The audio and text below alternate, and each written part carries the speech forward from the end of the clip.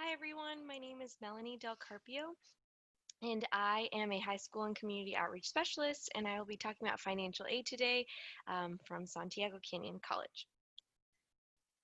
So what is financial aid? Here's an image of stackable money to help pay for your education. So as you can see at the very bottom, this graphic is at the very bottom we want to use the most, and at the very top we want to use the least of. So with the California College Promise Grant, that's at the bottom because we are offering 2 years of free tuition, and that is really awesome.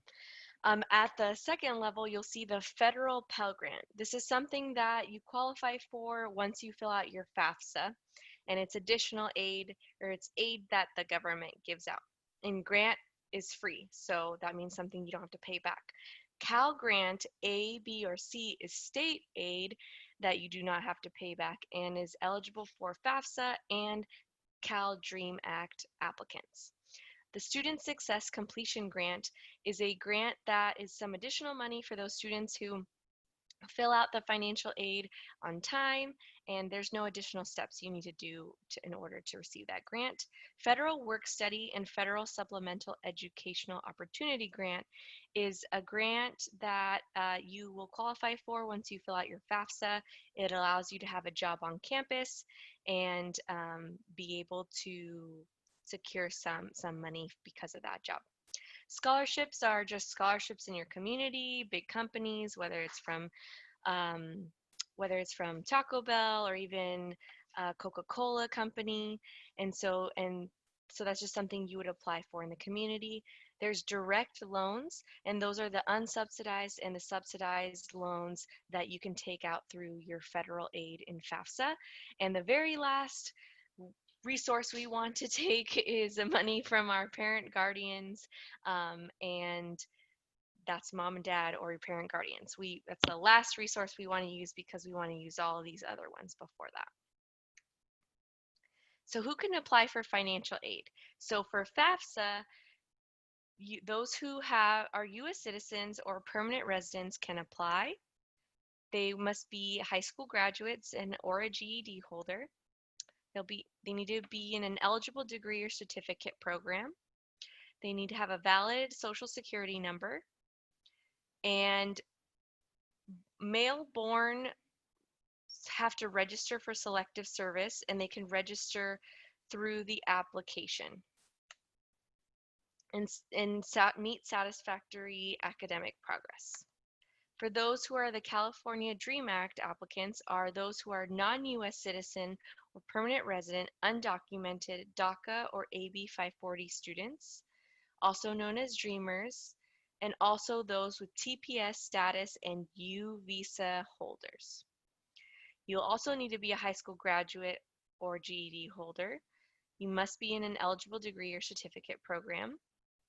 And male-borns have to register for selective service, but they're going to be registering through the mail, and it has a paper application that will have to be sent over and have a wet signature in order to get that state aid. And you need to meet satisfactory academic progress as well. So types of financial aid. So things that are free, something that you do not have to pay back. So whenever you see the word grants or scholarships, that is absolutely free money that you do not have to pay back, and you can use it for your education. So that is what we like to hear. Earned money is work study. So you'll qualify for that once you fill out your FAFSA and to see if you qualify to secure yourself a job on campus so that you can get income that way. Borrowed is loans. So there's subsidized loans, which means that the interest will actually accrue after you graduate from your program or certificate, and you'll pay after. Unsubsidized loans are loans that you will take out. The interest accrues while you're in school, but you don't have to pay it back until after you graduate from your program. Parent Plus loans, the interest accrues while the student is in college, and the parent or guardian, whoever's taking out this loan, needs to start the payments monthly while the student is in school as well. So this is something that the parent or guardian will take out in their name. Scholarships. So money you don't have to repay, right? We really want to see this. Criteria varies for every scholarship. So you have to look at the criteria when you're applying, but there's things that talk about community service or that you had good grades, high test scores. There's a scholarship for everything. And when I mean everything, I really mean it, because there are scholarships for students who are left-handed and know how to juggle. Like, it could be that specific, and some of these folks are not applying, and you might have a good chance in getting that $200, $500, $1,000, whatever it is. And a lot of scholarship money gets untouched every year. So whether you want to create a schedule, maybe you apply and have some general essays already up and ready to apply, or if you want to have a goal and set in your calendar, okay, every Saturday I'm going to apply in my senior year at least to 2 scholarships online every week. Something like that will just really help you get into the rhythm, because this is money you don't have to pay back and it's free. So some resources and websites that you can go on to search is FastWeb, scholarships.com, Big Future by College Board, and CapEx. And please beware of scams.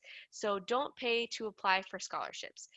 There's no reason why you should be paying to apply to scholarships for the free money that they should be giving you. So that doesn't seem right. So just make sure that you're aware of that. So Middle Class Scholarship Program. This program provides undergraduate students, including students pursuing a teaching credential, with family incomes and assets up to $184,000 a year, a scholarship to attend a UC or a CSU. So this doesn't qualify for the community college because of the free tuition that you already get. But so it's only if you're going straight into a UC or CSU, this is applicable to you. So it's only for students who have less than 40% of their UC or CSU fees covered by grants and scholarships. Eligibility criteria is you must be enrolled at a UC or a CSU, you must be enrolled in at least half-time, it must be your first undergraduate program, so it can't be your second bachelor's, and your income has to be less than or equal to 184,000, and same with the assets, must be less than or equal to 184,000, and the UC maximum award is $5,900 or not $5,098, and the CSU maximum award amount is $2,298. Important deadlines. So FAFSA, the priority deadline is March 2nd. So please put this in your calendar, but I would put February 2nd or February 1st, just so you kind of have that already in your mind, okay, and something you don't have to worry about and rush to. Priority is for Cal Grants and middle class scholarship consideration. So the earlier you do apply, the more aid that you may be qualified for, because it is on a first come first served basis, and since it is federal, it is the whole United States of America. Students can apply to the FAFSA, so funds can get distributed pretty fast. So that's the deadline to apply, but I always recommend apply the sooner you can. It's the better option. For DREAM Act, the deadline is absolutely hard deadline is March 2nd. There will be absolutely no consideration for state aid after the deadline. So for those who will be applying to the California DREAM Act, please mark your calendars of February 1st, so you just don't even have to think about the March 2nd deadline. What you will need to get started. You're going to need your 2019 tax return. You'll need your 2019 W-2 forms, your social security number for parents and students if applicable, permanent resident card if applicable, and parent demographic information, the name and date of birth, and date of marital status of the parents or guardians. So this is the month and the year that you got married, divorced, separated, whatever the marital status is currently. Steps to apply for financial aid. So for FAFSA, you'll need to create an FSA, or FSA create a Federal Student Aid ID. So you'll create this FSA ID, and then you'll log into FAFSA and complete the 2021 to 2022 FAFSA application. Then you'll create a My Web Grants account, and finally, you'll submit financial aid documents to colleges and universities when they ask for it. So for California Dream Act, pretty similar. You'll log into California Dream Act, create an account, complete the 2021 to 2022 Cal Dream Act application, create a My Web Grants account, and submit any additional financial aid documents to colleges and universities. Selective service system is for male borns. So most males 18 to 25 must register with selective service system for federal and state aid. So this means that you will not be able to receive any of that aid unless you do submit the selective service for males. The FAFSA applicants can apply directly on FAFSA on the application. So you'll register, it'll ask this question here, are you registered with selective service? You'll say no, and most male students must register with selective service to receive federal aid. If you are not registered, please select register me. So you can just select register me, and that's all you need to do, and that's how you will receive the aid. If you don't register, then you will not be receiving federal or state aid.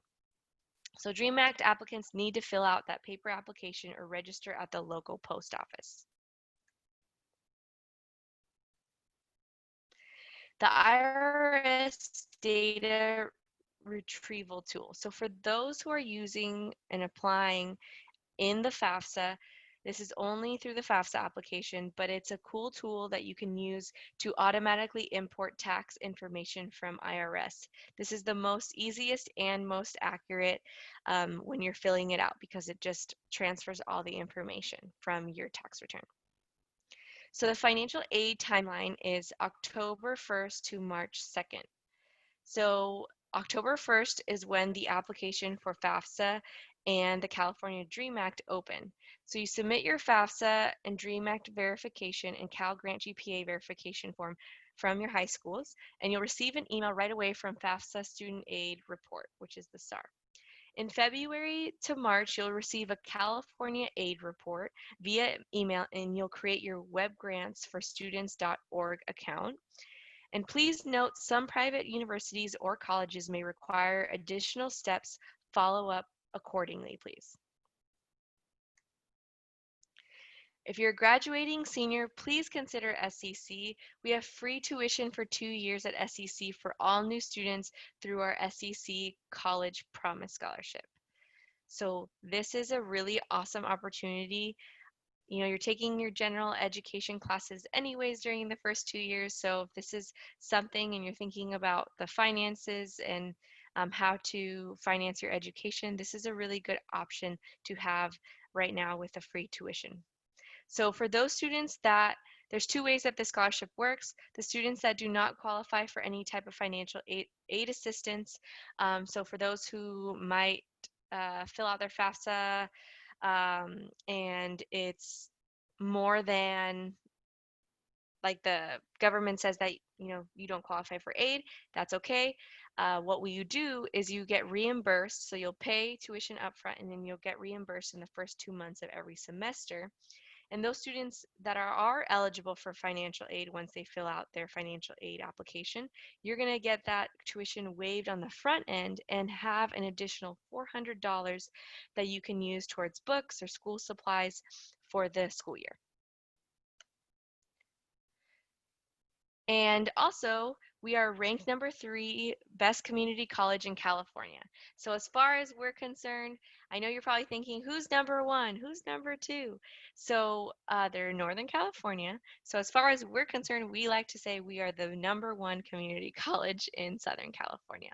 We also are the only community college in all of Orange County to offer 2 years of priority registration for classes at SEC, which means that your student will be able to, or if you are the student watching this, that you'll be able to get into the classes you need and be able to register before anyone on campus. So you get to select your class schedule how you want it. If you only want to go twice a week, then you can jam pack 2 days throughout the week with your classes back to back and only go to campus twice a week. So it's really a neat flexibility with that and a really good benefit, as well as the goal of being done in 2 years so that you can transfer if that is part of your educational goal. And so some frequently asked questions I wanted to go over is, what do I do if I forgot my FSA ID username and password? So answer, if you have an FSA ID but do not remember your username, select forgot username. So just want to put it out there and reminder for parents or guardians who might have kids that are already in college and you did the FAFSA before, you did create an FSA ID. So it's something that maybe, you don't remember the username and password, or you don't remember if you created it, it won't allow you to create another one if your Social Security is already in the system. So you probably already made one and you'll need to select forgot username. And so note, if you verified your email address or mobile phone number during account creation, you can enter your email address or mobile phone number instead of your username. And if you have an FSA ID but do not remember your password, just select the forgot password. Another question is, who's my parent when I fill out my FAFSA? So this graphic right here will tell you a little bit of the cycle, or like the pathway of who to fill out. So right here, the first question is, are your parents married to each other? If yes, you'll report information for both parents on the FAFSA. If no, the next question is, do your parents live together? If the answer is yes, you'll report information for both parents on the FAFSA, even if they were never married, are divorced, or are separated. And if they don't live together, then the next question is, do you live with one parent more than the other over the past 12 months? If yes, you'll report information on the FAFSA for the parent you live with more. If no, if you have equal amounts of times with the parent, you'll report information on FAFSA for the parent who provided more financial support over the past 12 months or in the last year you received support. Okay, and then you'll go at the bottom too, you'll see, has this parent remarried? So if the parent remarried, yes, you'll also report information for the step parent on your FAFSA. If the parent has not remarried, you do not need to report additional parent information. Okay, and so here are the following people are not your parents unless they have legally adopted you. So widowed step-parent, grandparents, foster parents, legal guardians, older brothers or sisters, aunts or uncles. So unless they have legally adopted you, they are not your parents in the consideration of FAFSA when you're filling this out. Another question is, if I made a mistake, can I correct my FAFSA? When correcting your FAFSA, you can add or remove colleges from your application. You can change your email or mailing address and correct any field other than your Social Security number.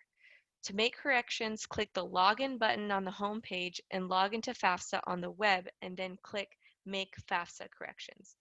So please, just a note here, when you're entering and creating that FSA ID, please double check that your Social Security number is correct and check it over a few times, because it has happened before where a student puts in one missing number and then that student that has that social isn't able to apply, and you have to call the FAFSA and they'll have to fix it and go through all this stuff, and you don't want to do that.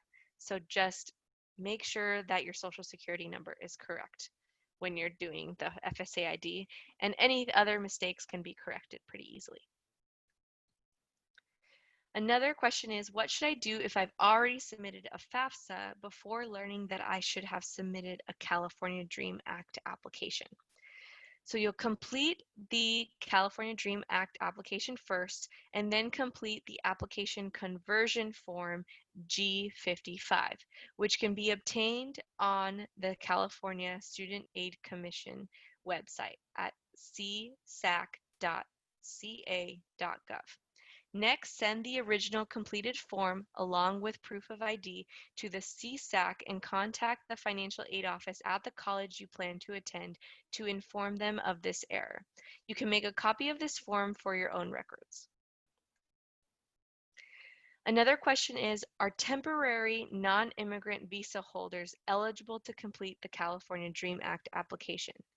The answer is no. Students who hold a temporary non-immigrant visa are not eligible to complete the California DREAM Act application. The exception is the U visa. Another question is, how does my parent sign my application? Parents will sign your California DREAM Act application using a self-selected PIN. The PIN is a 4-digit number that can be used each year to electronically sign the California DREAM Act application. Parents can apply for a California DREAM Act PIN only after the student has completed the online application.